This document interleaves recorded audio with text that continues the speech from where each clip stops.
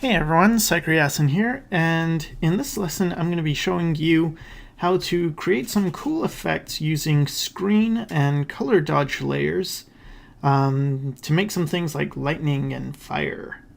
And so right now I'm just, creating a background thing, a monster, Cyclops guy in time-lapse. And in case anyone's wondering, in the upper left corner, I have a painter's wheel. The link to download that is in the resources section of my site, www.sycra.net. I believe it's called the Len White color wheel. And what else? Oh yeah, just one more thing. If you're going to do this technique, you have to use a background that is not white. If you use a white background, it's not going to work. So the first thing I'm going to do is create two new layers.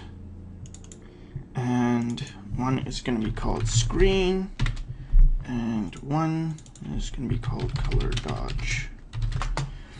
And I'm going to fill both of these with black. Now, can't see anything, right?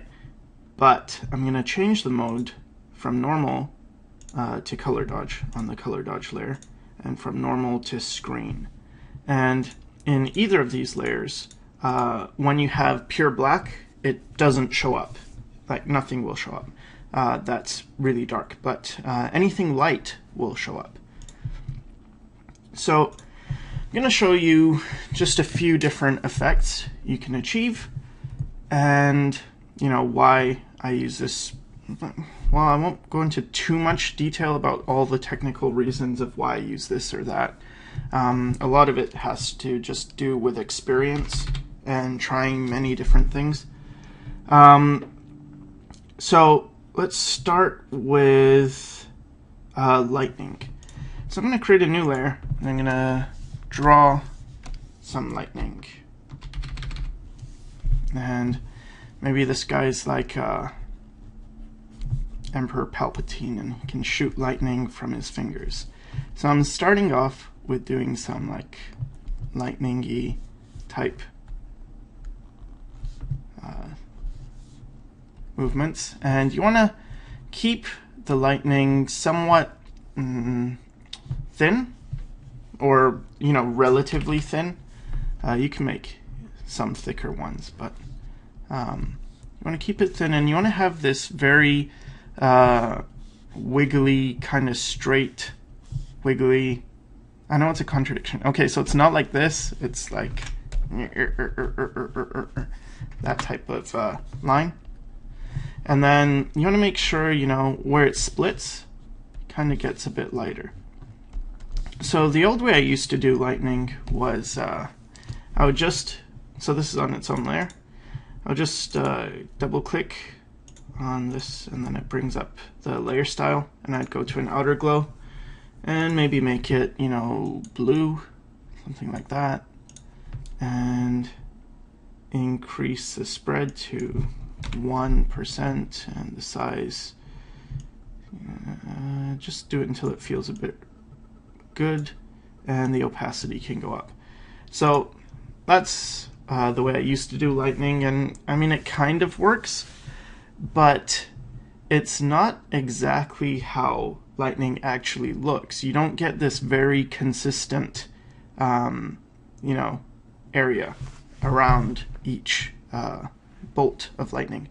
So I'm going to turn off this, and I'm going to show you how I would approach it now. So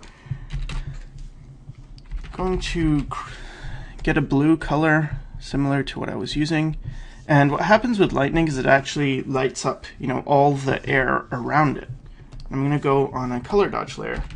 I'm going to use I am using a very soft brush, so 0% hardness, and these are just the default brushes with 0% hardness. I'm going to make it pretty big, and I'm just going to lightly paint over on the color dodge layer. I'm just painting around the lightning bolt. and I'm varying my pressure so it gets a bit, you know, darker in areas, and I can even make that bigger and can play around with different colors. And this is why I really like this approach as opposed to using like just an outer glow layer, because with in nature and you get a lot of color variation, right? And if you just use outer glow, you're not getting all that color variation. So now I just switch to a bit of a, you know, green. I can go on the screen layer as well and, you know, paint in some stuff too. The reason I'm using both a screen and a color dodge is because they kind of handle color a bit differently. Screen tends to be a bit more mild and it preserves color pretty well. With color dodge, the colors get a lot more intense. You can notice how neon they look. If I was to do the same thing with a screen layer, will work. It's just a lot more soft. See, it's just like that. So for lightning, I think color dodge works a bit better. But you can paint, you know, because you have both, you could add in the screen layer, and then the color dodge layer is gonna, you know, enhance that. It's gonna make that stronger because that's on top. Okay, so that's lightning. What else can we do? So let's do fire. So let's say this is a, well, it is a candle on his head. So let's paint in some of that. But just before I get started with that, on the color dodge layer, maybe I'll switch to the screen layer. I'm just going to take some of this color and just want to, you know, paint in some of the like rim light from this effect, so it just looks a bit more convincing that this lightning is actually having an effect on the character.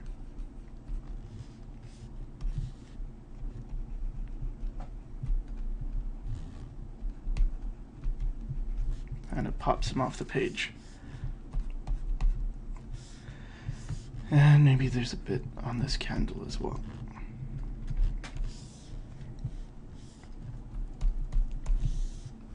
Alright, so let's create some fire. So the way I go about fire is I'm actually not going to use the color dodge layer. I'm going to use a screen layer, and I'm going to treat it kind of in steps. So the first thing I want to do is create the darker area of the fire, and usually it's almost red. Sometimes it's like an orange, like a pretty deep orange, but it's quite saturated. So something like this maybe. Let's just see if this works. And actually, first thing I should do is probably make the wick of the candle. So let me just put that in real quick. So something like that maybe. It's going to be lighter, and then it's going to get darker near the tip, the part that's on fire. So it's going to get, you know, pretty, almost black probably, maybe a gray. So I'm going to put that in. And so there we have the wick. And now let's go to the screen layer. Get my soft brush again. And it's important that you're using a soft brush for these effects. You don't want to use a, well, you could use a hard brush, I guess, if you're going for some kind of effect. But I'm just going to use a soft brush. So I'll get my orange-ish color, and I'm going to paint in something like this. So this is going to be pretty much the lightest, or I mean the darkest part of the flame, and it's going to be outside. And then I can get a bit more, you know, orange or yellow, create a little bit of that. And then I'm going to select a blue, because often what happens with fire is right near the wick it actually gets blue, because you get a bit of a blue flame. And then Gets a bit yellow. And now what I'm going to do is I'm going to switch my brush. So not changing the layer, I'm going to switch my brush actually to color dodge. And what this does is it's going to, see, if I just paint it on the color dodge layer, it's not going to do anything. And if I paint on the screen layer in the black area, it's not going to do anything with my brush set to color dodge. But if I paint within this screen area, well, you'll see. So I'm going to get a bright yellow, and I'm going to paint the inside. So see how it starts to look like fire already.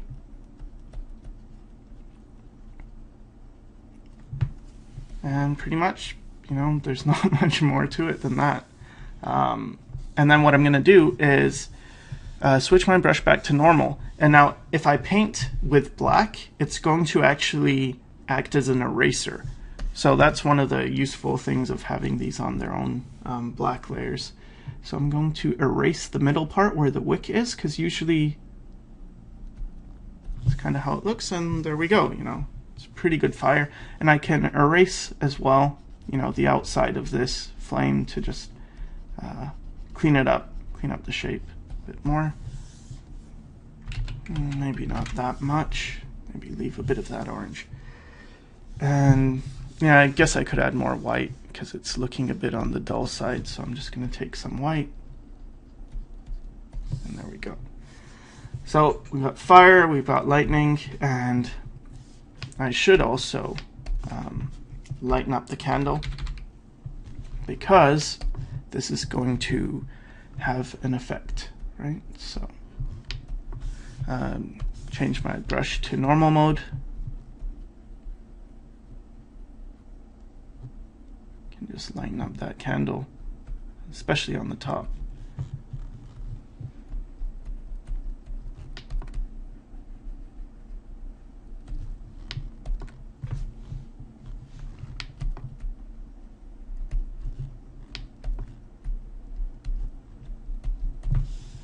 Like so. And you know, if I wanted to paint around on the wick area as well, I can do that to just, you know, define where that is, because it's getting a bit lost. And there, so we have fire, we have lightning, and you can also use this for things like eyes, like the same thing I did with the color dodge thing on the flame. I'm going to show you how I can paint an eye like that. So normal, my brush is set to normal. I'm on a screen layer, and I'm just going to paint the iris in. So let's say this guy's got green eyes. And usually what happens is where the iris, like on the edge of the iris, it gets kind of blue. So I'm going to start actually in the blues. I'm going to paint that in. So there we go. We have blue, and I'm going to shift towards green and kind of lighten up each time. Get a bit more towards green. Maybe I'll darken some parts. It's not really important about the value. The values can change quite a bit, so I can get actually pretty dark here. And I'm just adding a lot of color variation right now. So I'm going to stay pretty dark actually. And then something like that is okay. Could add a bit more green overall. Alright, so now we have that. And then what I can do is I can change my brush to color dodge again. Shrink it, maybe pick a lighter color. And now I'm making like these kind of brush strokes. If I exaggerate it, it's kind of like V's that go all around. And I'm starting, you know, from the center and just going around. And now I'm going to make little circles, like let me draw it like these shape almost. I can do that. Change my brush back to color dodge and start doing those. and I can also change the color as well. And you'll see pretty soon you get like, you know, this really interesting type of effect where it's looking complicated. It looks like there's a lot more colors, and you can keep doing this and layering it on top of each other. And then when you zoom in, you'll see that effect you get. It's almost, I think if you've seen close-up pictures of eyes, you'll recognize that effect. So then I can do that, and then if I wanted to, you know, leave the space for the pupil, then I can use my black again, you know, switch to normal, and I'll just turn the hardness all the way up because I want to create a hard edge for the pupil. I can just paint that with black, sorry, and it's just gonna erase. And then there's just a few things on top I could do. So I'm going to create a new layer and set it to multiply because this is a bit too bright. So I'm just going to darken some of it. Maybe I'll leave some of it that intense, but it's just going to get a bit darker. And then I can set a layer on top as well, and then put in the lighter highlight. So first I'm just going to create a bit of color in that pupil. Maybe I'll make it on the red side so that the pupil's not pure black. And now I can just create some of that highlight. So you can use like a circle highlight like that. That works well. You could also make a new layer, set it to screen, and just paint in maybe the environment as a highlight. So you can do something like this, so that maybe there's the environment casting some light, and I'm just gonna erase out some areas so it looks like there's something going on in the environment. And then on top of that, I can put a sharper highlight.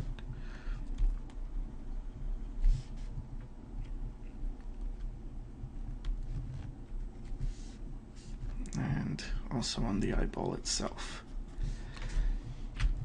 And I'm just going to lighten this whole eyeball area because it's a bit too dark. And there we go. So now we have an eyeball, some lightning, and I guess I'll just do some more stuff. So soft brush, I'm just gonna take the hardness back to 0, and I guess I'll just do random like cloud glowy effects. So let's say I want some kind of glow happening. Again, the important thing for me anyway is to add variation, because when you've got a lot of variety, it just looks better, or I think it looks better. So just gonna add a lot of variety, and then I can go on my color dodge layer, start painting on top of that.